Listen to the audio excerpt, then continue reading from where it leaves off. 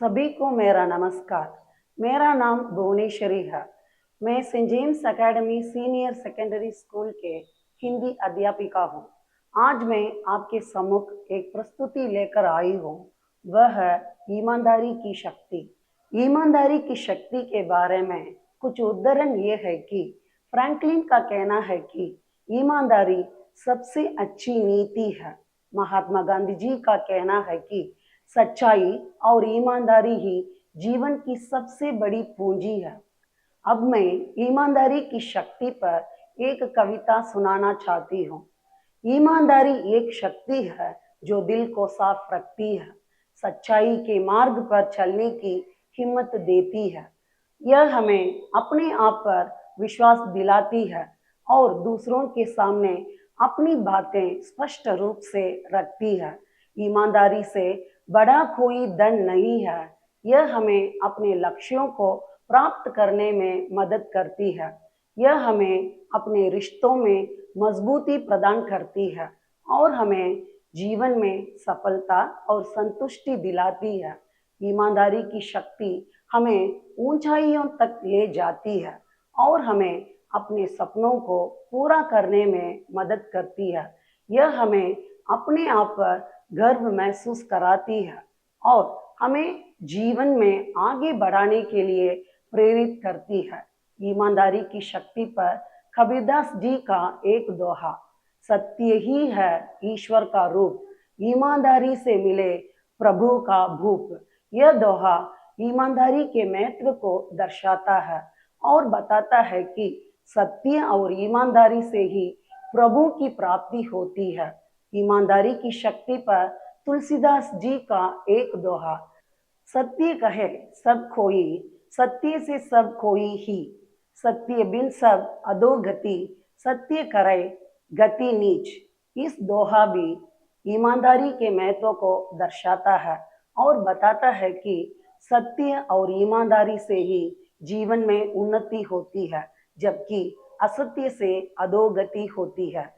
भगवत गीता में ईमानदारी की शक्ति पर एक महत्वपूर्ण संदेश है, सत्यम वंदे धर्मम पर, अर्थात सत्य बोलो, धर्म का आचरण करो। यह संदेश ईमानदारी के महत्व को दर्शाता है और बताता है कि सत्य और धर्म के मार्ग पर चलने से ही जीवन में सफलता और शांति प्राप्त होती है। भगवत गीता में भगवान श्री कृष्ण ने अर्जुन को समझाया है कि सत्य और धर्म के प्रति प्रतिबद्ध रहना ही जीवन का सबसे बड़ा उद्देश्य है। भगवत गीता के इस संदेश से हमें ईमानदारी की शक्ति का महत्व समझने में मदद मिलती है और हमें अपने जीवन में सत्य और धर्म के मार्ग पर चलने के लिए प्रेरित किया जाता है। स्कूल के बच्चों को ईमानदारी की शक्ति के बारे में पढ़ाना बहुत महत्वपूर्ण है, क्योंकि यह उनके चरित्र निर्माण में मदद करता है और उन्हें जीवन में सफलता प्राप्त करने के लिए तैयार करता है। यहाँ कुछ तरीके हैं जिनका उपयोग करके हम स्कूल के बच्चों को ईमानदारी की शक्ति के बारे में पढ़ा सकते हैं। कहानियों का उपयोग, बच्चों को ईमानदारी के बारे में कहानी सुनाएं जो उन्हें समझने में आसान हो।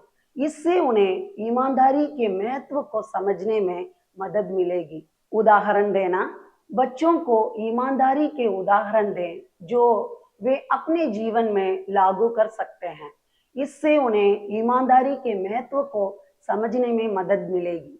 चर्चा करना, बच्चों के साथ ईमानदारी के बारे में चर्चा करें और उन्हें अपने विचार व्यक्त करने का अवसर दें।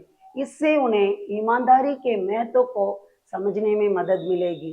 गतिविधियों का आयोजन, बच्चों के लिए ईमानदारी के बारे में गतिविधियों का आयोजन करें, जैसे कि नाटक, चित्रकला आदि। इससे उन्हें ईमानदारी के महत्व को समझने में मदद मिलेगी। पुरस्कार और प्रोत्साहन, बच्चों को ईमानदारी के लिए पुरस्कार और प्रोत्साहन दें। इससे उन्हें ईमानदारी के महत्व को समझने में मदद मिलेगी और वे इसे अपने जीवन में लागू करने के लिए प्रेरित होंगे। इन तरीकों का उपयोग करके हम स्कूल के बच्चों को ईमानदारी की शक्ति के बारे में पढ़ा सकते हैं और उन्हें जीवन में सफलता प्राप्त करने के लिए तैयार कर सकते हैं। इसलिए आइए हम ईमानदारी को अपनाएं और इसके लाभों का अनुभव करें। मेरे प्यारे दोस्तों, मुझे उम्मीद है कि यह वीडियो आपके लिए बहुत उपयोगी होगी। हम आपसे अपनी अगली वीडियो में फिर मिलेंगे। तब तक के लिए बने रहें और देखते रहें। धन्यवाद।